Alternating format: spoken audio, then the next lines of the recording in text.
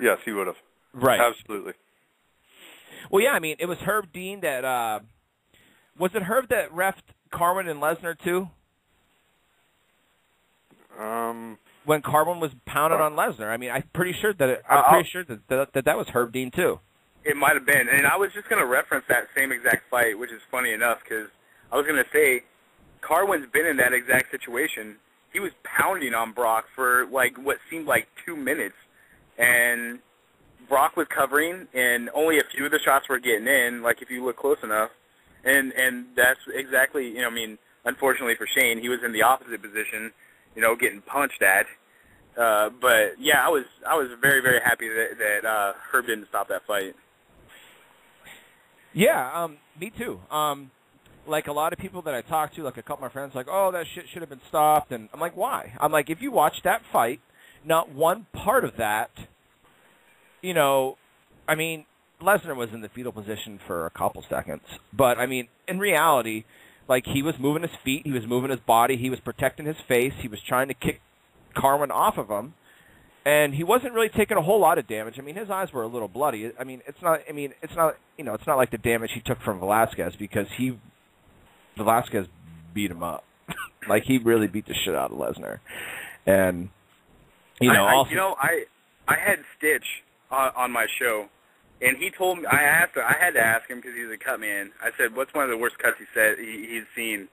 And he actually said that one of the worst cuts he's seen in a long time was the cut under Lesnar's eye after Cain had just beat him silly.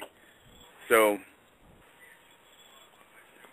yeah, I mean, if you want to talk about cuts, man, Brock was bleeding a little bit, but he was okay in that Carwin fight.